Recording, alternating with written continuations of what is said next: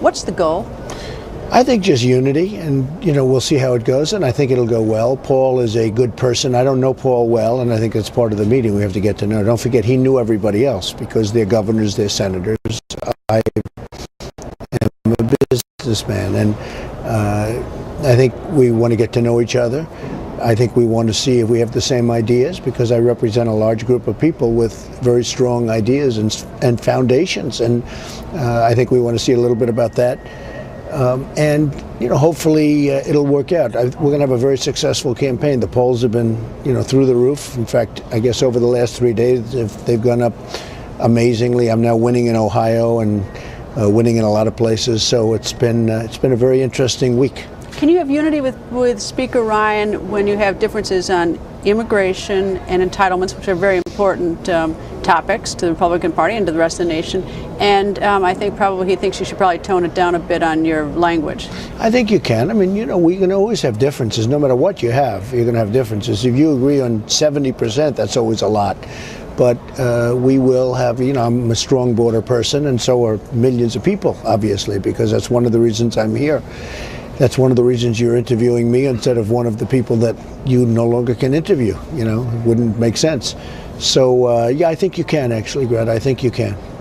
You mentioned those other people. Some of them signed the pledge and aren't going to endorse you or said they haven't. Your thought on that? Well, they're dishonorable people. I mean, anybody that signs the pledge, I can think of Jeb Bush signed the pledge, and he's not going to honor it, so that's a dishonorable person. Now, I would imagine he will ultimately honor it because, they wanted me to sign the pledge. Everybody wanted me. I was the big one that everybody wanted me to sign. Well, you held off at You remember first. with the raising of your hand and the whole thing, and so I end up signing the pledge, and then these people don't honor it. I think that somebody like Lindsey Graham will end up signing the pledge, because I actually think he's an honorable person, and I think he will sign the pledge. I think that Jeb, I don't know what he's going to do.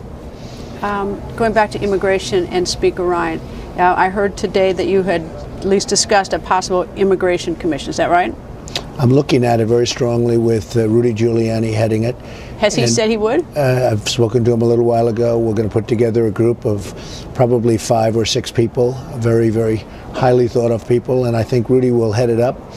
And we'll look at the Muslim ban, or temporary ban as we call it, and we'll look at some other things on immigration, and I have a lot of confidence in Rudy Giuliani. Have you decided whether you're back off on the ban? And I realize there's a ban, it was a temporary ban, but with an unlimited, that temporary period could go on forever the way No, it was never meant to be. I mean, that's why it was temporary. Sure, I'd back off on it. I'd like to back off as soon as possible because, frankly, I would like to see something happen, but we have to be vigilant. There is a radical Islamic terrorism problem that, our president doesn't even want to talk about. All you have to do is take a look at the World Trade Center, take a look at San Bernardino or Paris, what a disaster that was, and so many other locations. Just last night in Germany, look what happened on the train. And it's a big problem. We're going to have to solve the problem. But I think by putting together a commission, a group of people that are highly respected in this field, like Rudy and others, I think that could lead to something pretty good. The ban, the way it's described, even as a temporary ban, would have, for instance, barred Amir Hekmati, the Marine who was over in Iran, held prisoner. He wouldn't be able to come back, and the Muslims who were serving in our military overseas, they wouldn't come back. No, they would all come back. I mean, we have exceptions, and again, it's temporary, and ultimately, it's my aim to have it lifted. Now, right now, there is no ban.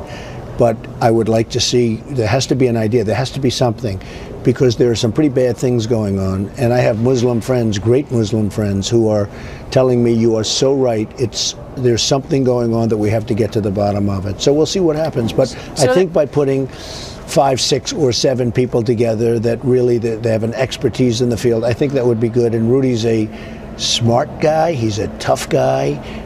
He gets it, he understands the problem, and he's willing to talk about the problem, and he will head it up, and he's agreed to do so. All right, I don't want to beat a dead horse, but so it's a ban on Muslims with exceptions, and that would be temporary. Always, you have to have exceptions. Okay, well, the way that everybody read it was across the table. No, you'd have exceptions, and ideally you won't have a ban very long. I mean, we just have to find out what's happening. I mean, you take a look at what's happening. I'm not just talking here, I'm talking about all over the world. You look at Germany, it's a mess. You look at Sweden, where they have a section that they just started. It's a total mess. I mean, something has to happen. I guess it's the constitutional implication that certainly is why I'm pressing Well, you on we'll this. take a look. I mean, I am, as far as the Syrians coming in, thousands and thousands of Syrians coming in from the migration. We have to build a safe zone. We have to do something. I'll get, frankly, the Gulf states to put up money, and they'll be willing to put it up. I guarantee you they'll put it up, because they haven't put up much right now. And I don't want to spend the money on it because our country doesn't have any money. We're $19 trillion in the hole. We're going to be 21 trillion very, very soon because of the budgets that were recently passed, the omnibus budget, etc. And we're really a nation that doesn't have the money. We have to pay off debt, not create more debt. So we will get a safe zone someplace in Syria, or numerous safe zones, and we'll build, and we'll use other people's money, meaning other countries' money, the Gulf states in particular, and we'll do something very good. But I am absolutely against having more people flowing into this country. No documentation, no papers, no nothing. Nobody knows where they come from. And this is what Obama's taken them, tens of thousands. Hillary Clinton wants to double and triple the effort. She wants to do it even more so. And we will have problems like you've never seen before if we do that. All right, tax returns. You said that you don't intend to release your tax returns, and back in... No, I didn't say that. Okay. I said I'm being audited.